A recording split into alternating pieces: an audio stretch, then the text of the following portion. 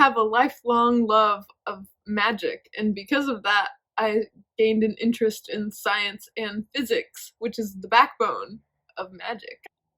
Magnetism and electricity are huge components on how magicians create their illusions.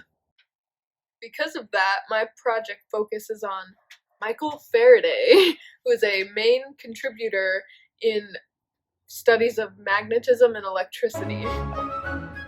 Michael Faraday was born to a poor family in West London, and they couldn't afford an apprenticeship for young Michael. As a young lad, Michael Faraday worked as a delivery boy for a bookbinder. He showed so much promise that the bookbinder took him on as an apprentice with no form of payment, so he got really lucky. Michael Faraday was a curious guy, so when he was helping the bookbinder bind his books, he read every book he came across because he had a thirst for knowledge, and he basically taught himself. With the help of his brother, he got to attend a few lectures, the most important one being Sir Humphrey Davy's lecture at the Royal Institute.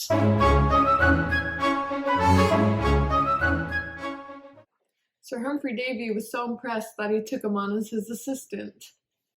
While working at the Royal Institution, he met and married his wife Sarah and became more well known in the field of science.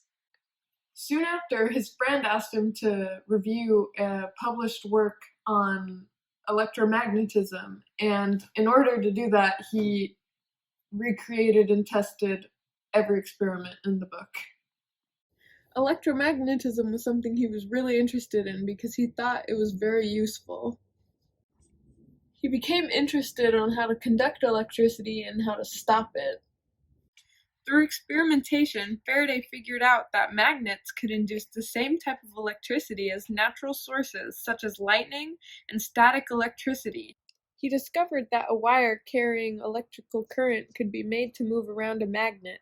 Faraday described this phenomenon as electromagnetic rotations. It is the principle behind the electric motor. He coined the term electromagnetic induction, which is when an electric current is produced due to a changing magnetic field. He faced a lot of uphill battles. Because of his social status, he was still seen as poor and uneducated. Despite the challenges he faced, he gradually worked his way up at the Royal Institution and Royal Military Academy, eventually being appointed Professor of Chemistry. Some of Michael Faraday's inventions include the transformer. Oh, no, not that kind. Other inventions include electrolysis, the electric generator, toy balloons, bicycle dynamo, homopolar generator, and the Faraday cage. Everyone has some type of Faraday cage in their house. Can you guess what it is? That's right! The microwave. The mesh on the door helps keep harmful radiation from escaping. The Faraday box has a special mesh that blocks electromagnetic fields from coming inside the box. So in theory, I could put a phone inside, call it, and it wouldn't ring because it wouldn't get the call. And since I need my phone, I'll be using my sister's phone. Hey! Let me demonstrate.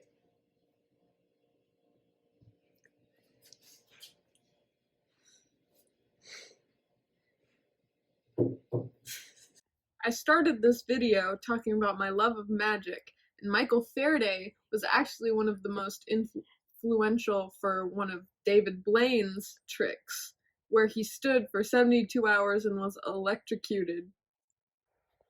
Because of the Faraday cage built around his body, David Blaine wasn't harmed by 1 million volts of electricity. Most magic is just physics, and we have physicists like Michael Faraday to thank for that.